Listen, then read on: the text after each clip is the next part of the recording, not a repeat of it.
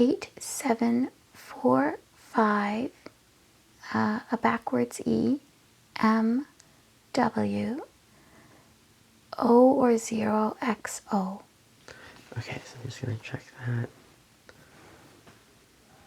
1, 2, 3, 4, 5, 6, 5, 6.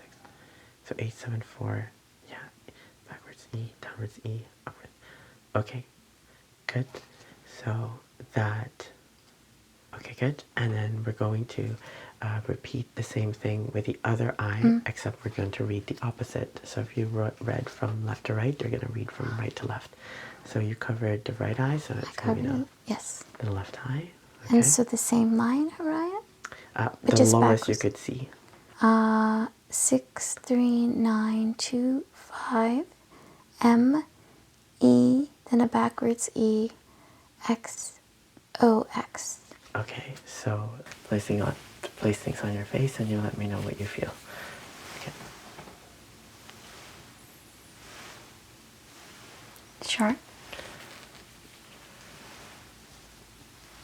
Sharp. Soft. Soft or dull. Sharp. Dull. Dull, soft. Sharp. Soft.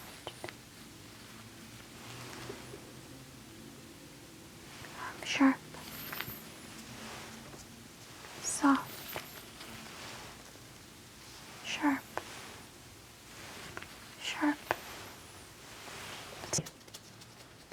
I see it now. Okay, here, so I should see it here as well. And then from over here. I see it now. Here. I see it now. Okay. And then we're going to test the same eye, but the other side. Okay. So let me know when you see it. Now. Okay. Okay, whole bottom. Now. Okay, and then we're going to repeat on the other side. So cover that eye. Okay, so from the back. Just keep your gaze towards me. Yes. Okay. Yes. Okay, bottom. Yes. And then. Yes. Yes. Yes. Okay, and then I see it there. Okay, perfect.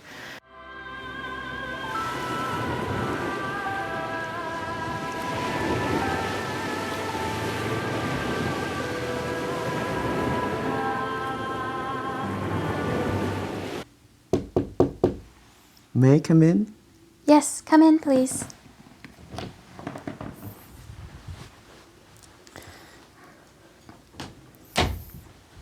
Hi there, are you Therese? Yes. Perfect, my name is Hiraya. I'm here to do an assessment with you. Is that okay? Yes, Araya. Perfect. So I'm just going to place my stuff down on the table and I'm going to sanitize my hands before we begin. Sure. Okay, perfect. So I'm just going to sanitize my hands here. So sorry to hear that you're in the hospital on this lovely day. It's beautiful outside. But we'll see what we can do and what we can find, and hopefully it can help you in your healing journey. Okay, so I'm just going to take a look at what we have here on the agenda. So I understand we're going to do a cranial nerve exam today.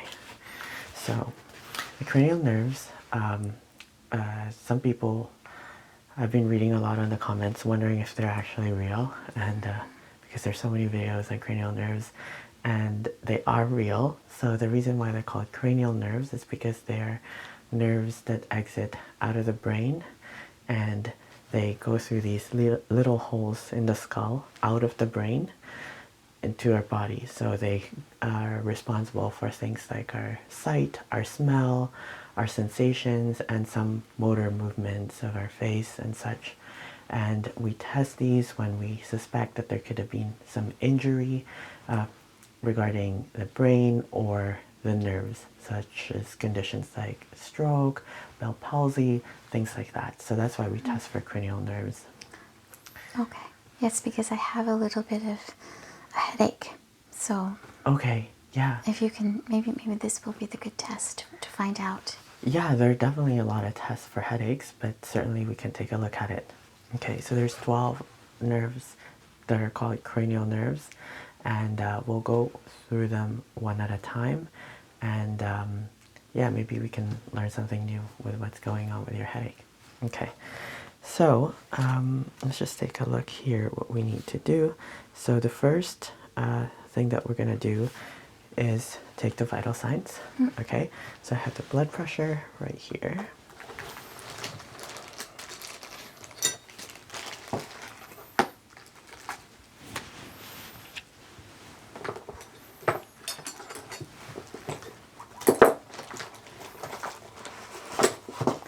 So we're going to take the blood pressure first. So we can have this arm, please.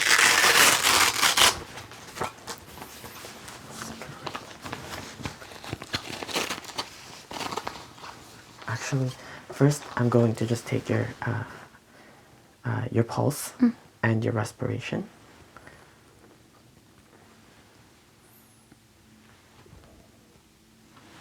I like to take them on both ends there.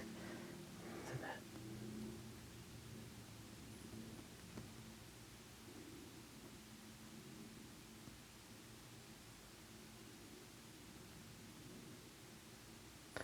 Okay, so they're a little bit rapid, but they're regular and they're a little bit faint. Okay, same goes with the respirations. Then I'm going to take your blood pressure.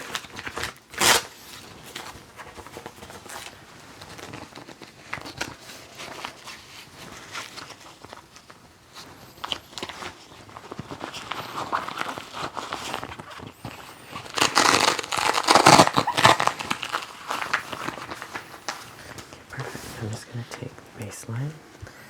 So I'm just going to feel for your pulse here.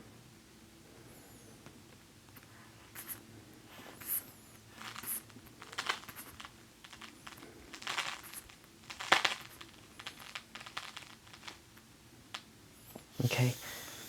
Are you able to lift this arm up like so and press 10 times? Yeah. Sorry, Harai, with my fingers like that? Like opening and closing. So Sure. I'm going to demonstrate exactly what you mean.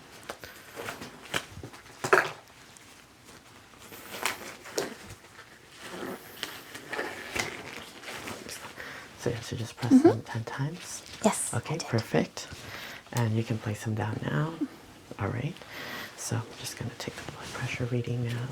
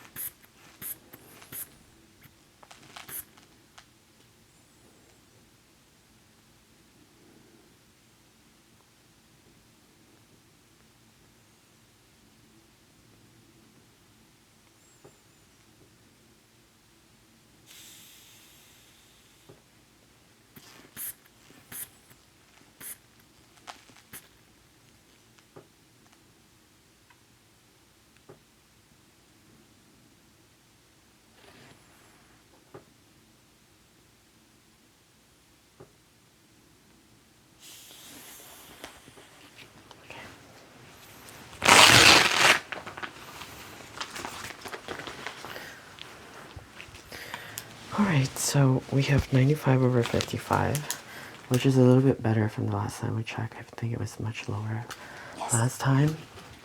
Okay, both the respirations and the pulses are normal as well. Write that down there. Okay, so as I said, there are 12 cranial nerves, and we're going to go over them one at a time. The first cranial nerve is the olfactory nerve, which has to do with our sense of smell. Before we do that, it's important to note whether or not the nose, the nose is patent. So whether sometimes if there's something occluding the nasal passages, then that'll obviously interfere with our ability to smell when we have a cold or our sinuses are clogged. So we want to get a good accurate assessment of the nose. So if you just place one hand and plug one of the nostrils and take an inhale in and out. Is there any issues on that side? No. Okay, I'm going to do the same thing on the other one. So just plugging the other nostril and taking an inhale. And there's any issues there? No. Okay, good. So there's no congestion of any sort. So I'm going to have you close your eyes and we're going to do the same thing again. This time I'm going to place a scent under your nose, and if you could tell me what you think that scent is. Okay, so if you can close your eyes and then plug one nose in, one nose, whichever, and I'm going to smell this. Take an inhale in and exhale. So we're able to smell that. Yes. And could you tell me what you think the smell is? It kind of smells of cinnamon. Okay, something like that. Mm-hmm. Okay, we're going to try that on the other nose. I had an essential oil bottle here, which has disappeared, so we're just going to use the same one. Ideally, we want to use a different scent. Okay, so go ahead and exhale. And we're able to smell that. Yes, again, like almost coffee. Yeah, so it's very close. I mean, as long as you smell something very similar. So it's actually vanilla extract. So it has that very kind of like almost floral yet at the same time earthy smell. Okay, so then we can put a check mark on the olfactory. So that would be it.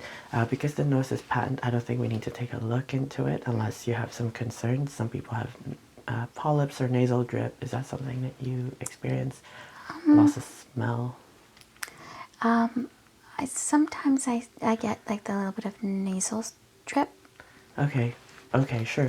I can take a look just to see. Sometimes things get irritated with dust and things like that.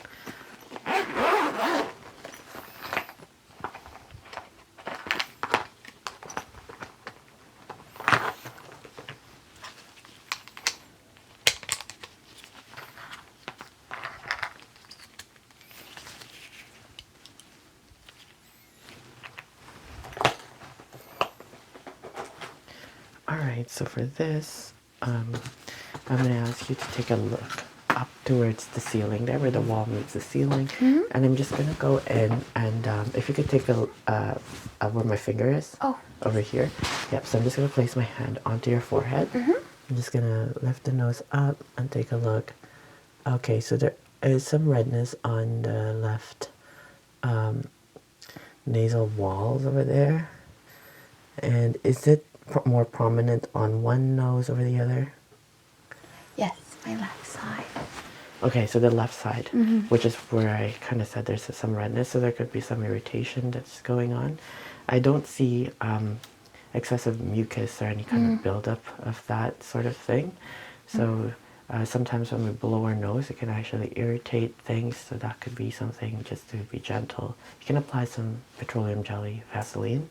That could help soothe it, or beeswax, like the beeswax hand cream kind of thing to just kind of moisturize the area if it's dry. Otherwise, I think the nose is both patent intact. I can palpate around the sinuses if that's okay with you, just to see. Over here, is there any tenderness here? A little bit there. Here? Yes. On the right or left? A little bit more on the left. On the left side. Okay, so it seems like the left side is the one that's affected, so we can take a look at that. The maxillary, frontal, maxillary, ethmoid, and sphenoid sinuses are located here. So you're saying that on the left side is more of an issue for you? Yes. Okay. Do you often get colds and allergies? Yeah, I do. And is it often the left side that gets more clogged? Yeah, it starts. I mean, you get obviously the itchy throat, but then Yeah, it tends to be more, like I feel like more, like it's almost like it's full on the left side more than the right. Full of? Like almost like a blockage. So yeah, I tend to like run, like my I nasal see. drip tends to be more on that side. Okay, so mucus. And can you tell me what the color of the mucus is usually? Right at the beginning, like in the cold, it tends to get a kind of like yellowy, greenish. Oh, okay, in the beginning. Yeah, in the beginning. Okay, so does it ever become clear? It does. As I get better. As you get better, it gets clear. Okay, that's really interesting. For most people, it starts off clear and yellow and greenish later on. Most people, not everyone, but we catch a cold. It's usually a viral source, and we have a virus. The mucus usually tends to be clear. As later on the virus leaves, because the immune system has been weakened, bacterial infections often precede after, and those bacterial infections can cause yellow and greenish pus. And if you do get a fever, like if it turns into a full-blown flu, bacterial infections tend to have higher fevers. That's what we see. But what you're saying is you start off with green and yellow. And I don't know, Haraya, if that's because I'm always around children. Oh, yeah. So, you know, my nieces and nephews, Yeah. my friends that have kids, and I love them, but, you know, Yeah. my experience has been, you know, it's kind of like they're germy. But I say that Yeah. in the most loving way. But yeah, I tend to, and they, you know, they hold you and they kiss you. So there's no, you can't not return those hugs and kisses, right? Right. So I tend to get it, but it doesn't last very long. It's just, but I tend to. I That's see. why I'm in the hospital, just to see why. Yeah. You know, I tend to get them a bit more often than normal, like maybe like the normal Right. thing. Yeah. So Yeah, that's why I'm here.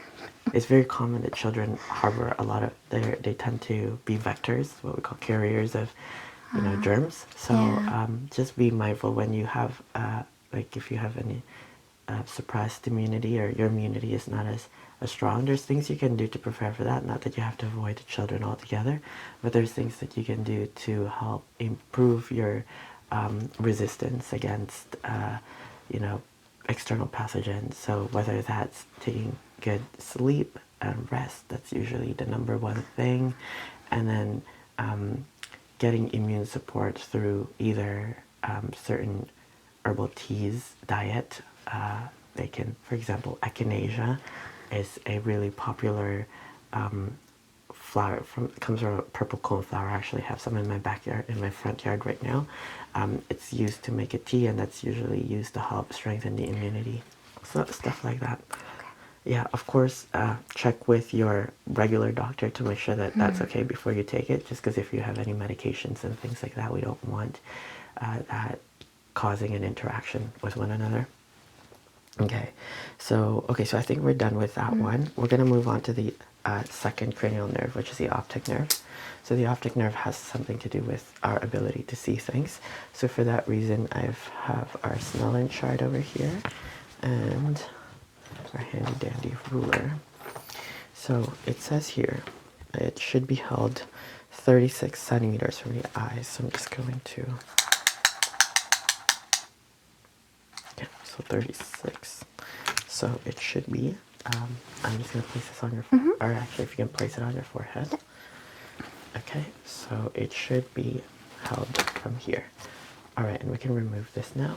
Just gonna, so 36 centimeters from here. Could you tell me, with covering one eye, read from the lowest line that you could see? Lowest line clearly. Yes. Um.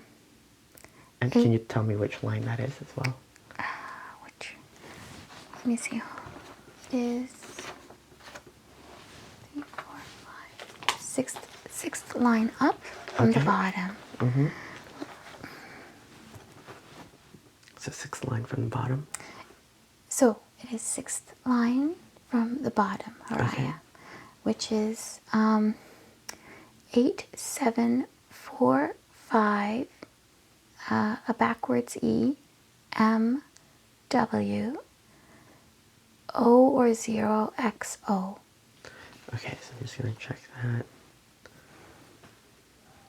1, 2, 3, 4, 5, 6. From the bottom. Oh, from the bottom. 1, Up. 2, 3, 4, 5, 6. So 8, 7, 4. Yeah.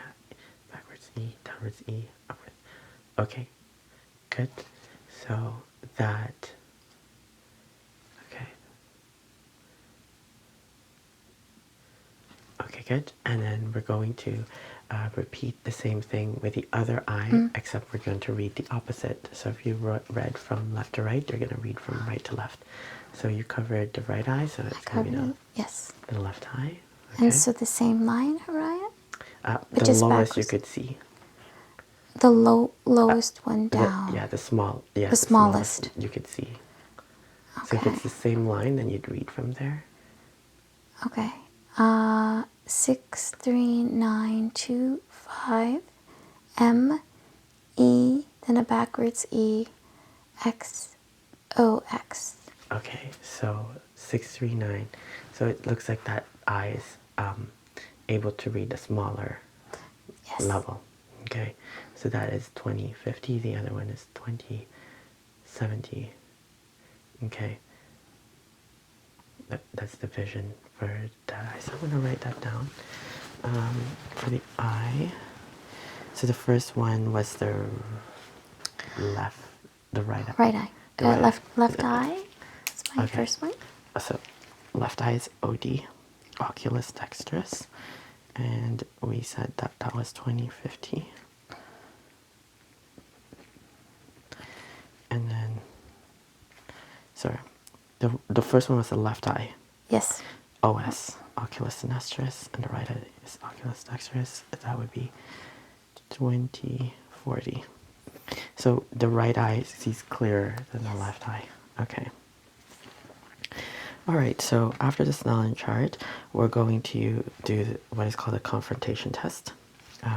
It's going to involve me wiggling my finger, and you let me know when it comes into your peripheral vision. So I'm going to cover my eye, and you're going to cover your eye as well. And yeah, so if you cover your, what would be your right eye, okay, so I'll cover also, I believe, my left eye, the opposite one. That is correct. And then we're gonna go from the outside, and then you let me know when it comes into your vision. I see it now. Okay, here, so I should see it here as well. And then from over here, I see it now. here. I see it now. Okay, and then we're going to test the same eye, but the other side. Okay. So let me know when you see it. Now. Okay. Okay, from the bottom. Now. Okay, and then we're gonna repeat on the other side. So cover that eye. Okay, so from the back. Just keep your gaze towards me. Yes. Okay. Yes. Okay, from the bottom. Yes. And then, Yes. Yes. Yes. okay, and then I see it there. Okay, perfect. So that seems to be okay. So we did confrontational. Okay, so Therese, we're going to start with what is called the H test. This is going to test 3 of the cranial nerves: the oculomotor nerve, the abducens, and the trochlear nerve. So the oculomotor nerve is the cranial nerve number 3, trochlear is number 4, and abducens is number 6. And I'm going to tell you which nerves we're doing as we're going on with the test. What you're going to need to do is to keep your head steady towards me, and the only thing that's going to move is your eyes. You're going to follow the tip of this pen, this mermaid tail, and I'm going to be looking for your eye movements to see if they're moving together, and to see if there's any kind of jittery movements, which are called nystagmus. Okay? And all right, so if you could take a look at this pen, okay? I'm going to move it to the side here. When we move it to the side and eyes move out, that is called abduction. and the nerve responsible for that is the abducens. It's the lateral rectus muscles that are involved. So I'm going to just push it all the way to see if we get a nystagmus. Let me know if this is uncomfortable. Right about there. Yeah, right about Okay. here, right? Mm-hmm. Okay, so that's pretty good. So we're going to come back down. As we come back down, it's the medial rectus now, which is the oculomotor nerve. And for the other eye over here, on the right side, it'll be the lateral rectus again with the abducens. Right Okay? about there. Right about there. Okay, from here we're going to move up. That'll be the superior rectus. Okay, all the way up. Right there. Oculomotor nerve. Down. Inferior rectus. Oculomotor nerve as well. Running out of space. Right there. Okay. So no nystagmus so far, so we're going to go back over here. Back to the middle. All right. Try not to move your head.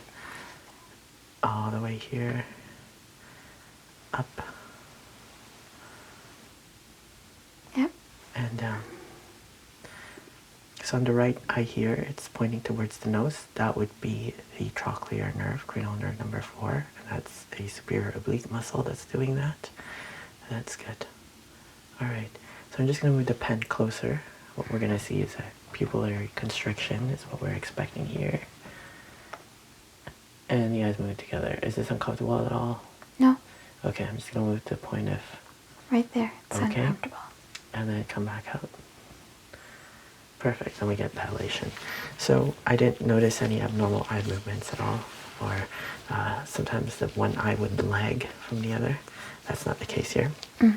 Okay, I'm going to test the pupillary light reflex, okay, with my ophthalmoscope over here. We're just going to see if the pupil is going to constrict with light flashed on it and dilate when it's taken away.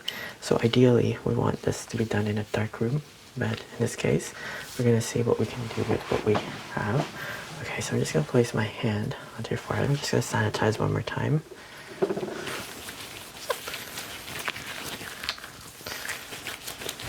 Okay. Place my hand onto your forehead and nose bridge, and I'm going to shine a light on one eye, and I expect constriction. I'm going to look at the other one. It should constrict as well. So this is direct and consensual. So direct, obviously, right now, I'm looking at the eye that's being flashed on, and consensual, the other one should also constrict because we're not chameleons, so we don't have the ability to move our eyes separately. Okay, so in that case, everything is okay. I didn't notice any abnormalities on this test. So in this test, we tested the 3: oculomotor nerve, trochlear nerve, and abducens. That's cranial nerves 3, 4, and 6.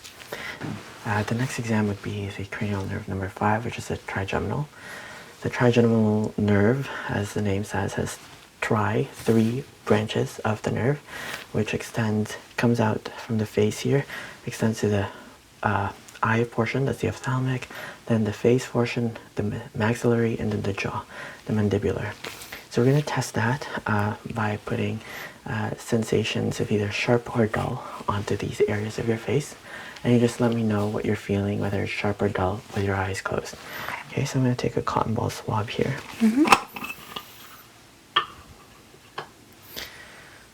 Okay. I'm going to use the pointy tip of this pen, which it doesn't... Alright, and that's what we're going to use to test. So this doesn't have ink, so that's not going to leave any marks. Alright, so I'm just going to go ahead and... Oh, so first of all, I'm going to let you feel what dull or soft in this case. This is how soft feels like, okay? And this is how sharp feels like. Okay. Alright, so I'm going to place things on your face and you let me know what you feel. Okay. Sharp. Sharp. Soft. Soft or dull.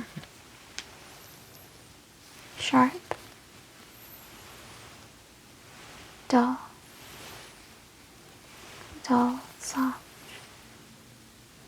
sharp, soft,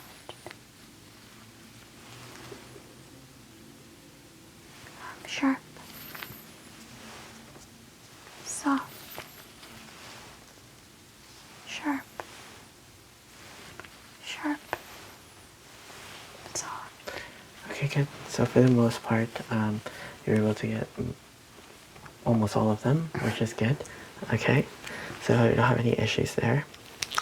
Another thing with the trigeminal nerve is checking the blink response. So for this, what is done is we kind of twist the cotton, and what I'll do is I'll touch the tip of this slightly into the white part of your eye, and a normal response would be a blink response. So I'd have you look over here where my finger is, and I'm just gonna place that. Yeah, so we got the response, and over here. There we go. For some people who are used to touching their eyes a lot when they wear contact lenses, that response may be diminished. So we'll just put that away in the garbage now. Thank you for letting me do that. So now that's the trigeminal nerve is done, we're going to do the facial nerve, which is in this case responsible for facial muscular movements. So the trigeminal nerves, a lot of it's sensorial. That's why we're getting you to feel things, sharp, dull things, because it's receiving information. For the facial nerve, it's we're gonna test some of the motor movements. Okay, so with the face, we want to smile. You can smile. Perfect. I'm looking for symmetry. In certain conditions like belt palsy or stroke, you'll find an asymmetry. Can you frown? Okay. Can you puff out your cheeks? I'm just gonna try to resist it. Okay. Perfect. Can you move your jaw side to side? Okay. And this part of the trigeminal nerve that I'm going to ask you to clench your jaw here. Okay, clench your jaw here. Perfect. So that's symmetrical. Good. So I'm just going to tap on your forehead. This is the... Okay, here. I'm going to use this reflex hammer. I'm going to tap on your forehead. This is the glabellar test.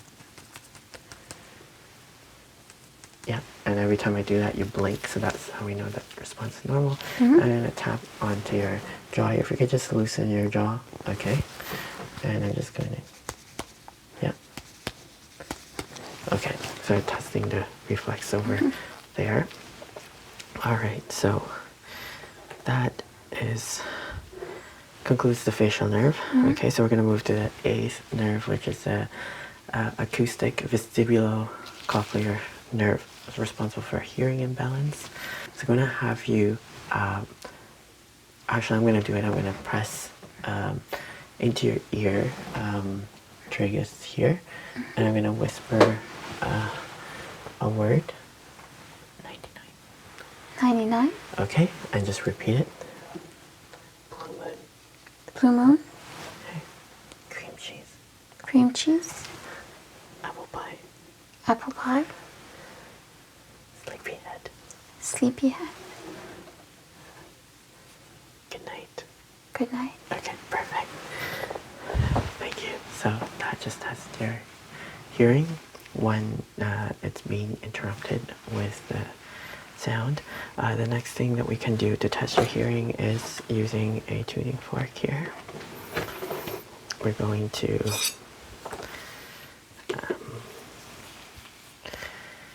see if you're able to hear equally on both ears. So first is the Weber test. I'm going to place this on top of your head. Let me know if you're hearing the sound equally on both sides or more on one side or the other. Or anything at all. Nothing? Okay, I'm going to just test it with a bigger hammer. I don't hear anything right now. Do you feel the vibration? I do feel the vibration, yes. Do you feel them on both ends? Both. Yes. Okay, equal. Equal sides. Okay, Yes. good. So I'm going to test now on, I'm going to place it on the mastoid process, which is this bone behind the ear, and I'm going to ask it to hear it. So when I place it there, let me know when you stop hearing it. Okay. And then I'll place it on your ear. Okay, so I'm going to start with this one. Do you hear it? Yes. I'm Gone. Okay, how about now? Yes, hear it. Okay, good. It's still going on. It's still buzzing. Now it's fading away. Okay, so what we normally find is the air conduction, which is over here, is twice as long as the bone conduction. So that's the normal finding that we see. You have to repeat the same thing on the other end. Yes, I hear it. Fading. Gone. Okay. Hear it. Gone. Okay, perfect. So those are all normal findings. Have you found anything unusual with your hearing lately? No, Mariah. Any high-pitched sounds No. appear out of nowhere? And no hearing loss? No. Okay, so Therese, next we're going to do the cranial nerve number 9, which is the glossopharyngeal nerve. This is very easy. All you have to do is swallow if you have a bottle of water. Just right over here. Yep. Yeah, just take a sip. Would you like me to take my sip now, Mariah? Yes. Okay. Yeah.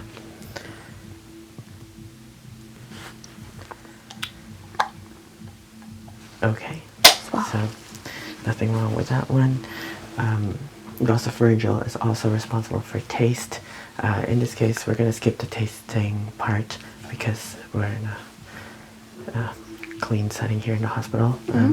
Next is the vagus nerve, which also all has to do with the gag reflex and swallowing. In this case, we're not going to instigate that, but I assume with the swallowing, it's also okay. Cranial nerve number 11 is the accessory nerve, so I'm just going to have you shrug your shoulder against my resistance here. Okay, so what we're looking for is equal strength on both ends. And then the next one is the hypoglossal, which is the last nerve, so you just have to stick out your tongue. Okay, so it's not deviating one side or the other. Can you move it to this side, up, down? Perfect. So that's good. So that concludes our 12 cranial nerve exams. Thank you so much for being here. In this case, we didn't find anything unusual. In terms of your headache, can you describe to me the headache, where exactly and what? I tend to get it like across here. Okay, so it's a frontal. Frontal, yes. And sometimes on the sides. Okay, and both sides? Yes. Okay, so when does it usually happen? When I'm under a lot of stress. Okay. Or I'm looking at my computer screen too long. I know it's hard with work, but and when I don't drink enough water, I notice that too. Okay. So you're saying it's bilateral, both sides are equal. Is there any time of the day when it starts? Towards the end of like a long work day. Okay, the evenings? Evening, Yeah. yes. And how long does it last? Sometimes it's a few hours. Okay. And how intense is it from 0 to 10? 10 being the worst pain you've ever experienced? Oh, it's high. It's about, I'd say about a 6, 7. At its worst?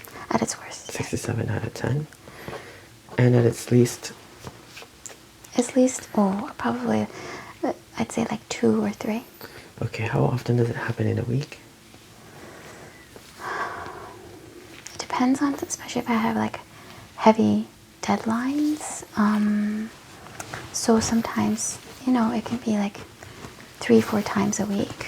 Okay, that's quite frequent. Yeah. Okay. And how does it interfere with your life? It tends to be only like work related. I don't know. I don't have it the rest of like the day. If like the weekends I don't have it. If I'm on holiday, I'm okay. So I'm not sure if it's just because maybe I'm looking at the screen too long or what. Okay, so what you're saying is that you're still able to work regarding So it doesn't stop you from being able to do what you, it's No, but uncomfortable. it's uncomfortable. Yeah. Okay. Yes. Because some people, it's so debilitating that they can't even leave the room. No, Yeah. but it's getting progressively Worse. worse. That's why I'm here. Okay. And is there anything that comes along with it? For example, a headache and upset stomach, nausea. Yeah, sometimes I'll get the upset stomach, but that's rare. It's mainly just that Okay. the sort of almost like a heaviness in the front here. Is there any foods that you associate causing it? For example, coffee, chocolate. Some people, red wine tends to trigger their headaches. No, Haraya. Okay. Does it travel anywhere? No. Is there anything that helps it better? Less work. Yeah, and anything that makes it worse? Having that pressure of the deadlines all the time. Okay, so definitely it's stress related. So the reason why I'm asking this is because I'm trying to rule out what type of headaches there are. Some headaches tend to be just one-sided. Migraines, they tend to be one-sided. They tend to be worse with bright lights. Certain foods could trigger it. That doesn't seem to be what it is. It sounds like a tension headache. Does it feel like a band on your head? Yes. Kind of thing. Yeah, so frontal and sides.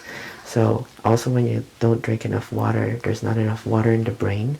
So it's actually kind of like shrinking because it's dehydrating, and it kind of feels like it's being squeezed. So one of the things you can start doing is drinking more water to try to help alleviate this headache. In terms of the stress, this is something that's really common that a lot of people experience, unfortunately, as a part of our modern day lives. So is there anything that you do to cope with the stress? I find like I'm starting to have to wear like reading glasses now, and Okay. I get the anti-glare. Right. I bought a pair of anti-glare glasses, so I don't know if that's going to help with the like it's that tension headache. I hope, but I don't know. But I will try drinking more water. Yeah, It's water. so hard when you've got all those deadlines and work meetings, and it's a constant go go go. But Yeah. yes. So it sounds like, yeah, there's a lot of stress going on, and unfortunately with the stress, we can't do much about what the workload is, because if that's part of the work, that's what it is, but we can change the way we react to it and how we handle our time and how we manage that, and basically creating boundaries for ourselves so that we don't, and being realistic of what we're able to accomplish. Sometimes just because we are piled on with this much work doesn't mean it's actually realistic to accomplish all of that. So reducing or taking them in bite-sized chunks as opposed to tackling the entire thing and then not resting and taking breaks in between is the most helpful. Also communicating to your team about what you're capable of doing instead of just allowing them to pass on so much work to you can help, because it is most workplaces are team effort. There's also resources at work that you can utilize in the HR, Right. either therapy or meditation, things like that to help reduce stress. Yes. Because headaches are it's not necessarily the problem, it's more like a symptom of what the actual problem is. So we just try to get rid of the headaches by giving you painkillers. Then there's still the stress factor, there's still the fact that you're not drinking enough water. So it's better to take care of those things first, and then if they're still unrelieved, then we can move on to the more aggressive treatments such as medications and things like that. But for now, try to because 3 to 4 times a week is rather, it's like the entire week, the entire work week, so that's not helpful for you or anyone in your team, because then you're not able to accomplish your work in an efficient manner. So, so for that being, the best thing with headache is to remove the causes of it. So in this case, it would be the stress, which we cannot remove the amount of work that you have to do. We can modify it perhaps, and also work around with what you're able to do. So that's what I would say about the headache thing. So do you find that Yeah, I'm just such a perfectionist, right? And I've been promoted to like basically a team leader, especially after COVID, right? What so many of us have gone through, and you know, having that responsibility now of so many people under me, but it's part of me just taking care of myself, right? I And totally hear you. if I'm supposedly the team leader, I have to set an example for my colleagues that it's important to take care of themselves. But that's why I'm here, because I'm not taking care of myself. So, and this is maybe a way of just slowing me down and realizing the importance of, you know, work-home balance. But I thank you very much, Haraya, You're for welcome. this test. It was good to know. Yeah, absolutely. Yeah, and part of leadership is distributing the leadership towards others. You know, I don't know if you've kind of heard the analogy of the geese. You know, they take turns, whoever flies in the front, because the front, so they fly in a V formation. The person in the front, or the goose in the front, gets the most headwind, so they have to fly the hardest. Right. So eventually that goose tires out, and then they switch. So the one in the back goes into front, and that's really a great metaphor in how leadership is shared amongst this species of animals, which we can learn from, because it's best. Everyone has their skills in the team. Not everyone is going to be good at one thing. So by sharing the leadership, it's actually a better leadership strategy than just, you know, carrying your entire team on your shoulder the entire time. Okay. So I think, yeah, that's it for now. Thank you so much for being here today. If you have any questions, do let me know. You have my email. You can always reach out to my staff, and then they'll let me know. And then we'll book your next appointment for, or I'll see you in the next scheduled appointment. Sounds Okay? good, Haraya. Thank you Perfect. so much. Thank you so much, Therese. Have a great day. Thank Bye. you so much. Bye.